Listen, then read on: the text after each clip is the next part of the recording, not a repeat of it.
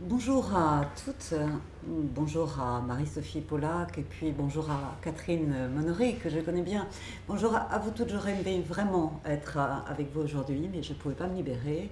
Mais j'avais envie de pouvoir être auprès de vous accompagner avec les marraines qui sont les vôtres et toutes celles qui sont autour de vous parce que c'est important que tout ensemble on réfléchisse un petit peu à comment on peut envisager l'avenir et si vous le voulez bien, je peux témoigner peut-être un peu de ce qu'a été mon parcours, du bonheur, du plaisir que j'en ai ressenti. Vous savez toutes que je suis médecin au départ, chercheur en neurosciences et que j'ai eu cette grande chance en 1985 d'être sélectionnée par le Centre national d'études spatiales et d'être devenue une astronaute. D'abord astronaute du CNES, le Centre national d'études spatiales, pour une première mission en 1996 à bord de la station Mir, et puis astronaute de l'Agence spatiale européenne pour une deuxième mission en 2001 à bord de la Station spatiale internationale. C'est vrai que là j'ai touché un petit peu tous les métiers du spatial. Bien sûr la partie de recherche, je suis une spécialiste des sciences du vivant, donc j'ai étudié la physiologie, la biologie à bord. Et puis je me suis formée au métier d'ingénieur, puisque j'avais à être en capacité de réparer quelque chose dans la station ou dans le vaisseau. Donc j'ai passé de longues années d'entraînement, mais qui m'ont appris beaucoup, qui ont ouvert mon horizon.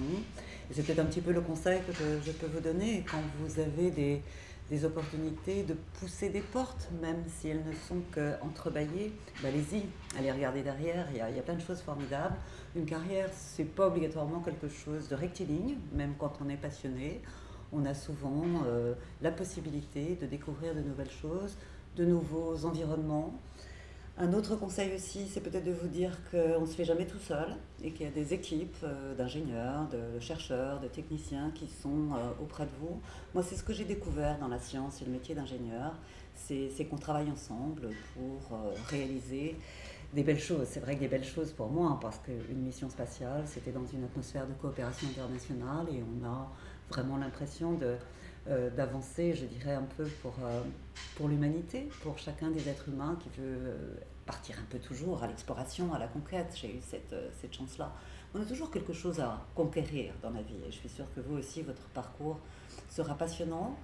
Il faut bien sûr être bien armé, avoir tout le bagage de formation qui est nécessaire pour affronter des métiers parfois très complexes, où on demande, je le dirais devant vous, sans retenue, à une femme de faire toujours complètement la preuve de son expertise, de sa compétence, de sa capacité, peut-être encore plus que pour les hommes. Enfin, je ne veux pas trop entrer dans ce débat, mais il faut s'engager, il faut y aller, il faut croire en soi, il faut écouter les conseils des autres, avancer, et vous allez découvrir que ces métiers d'ingénieur, de chercheur, dans ce domaine de l'aérospatial, comme dans le domaine du transport ou dans d'autres domaines, sont vraiment pleins de ressources,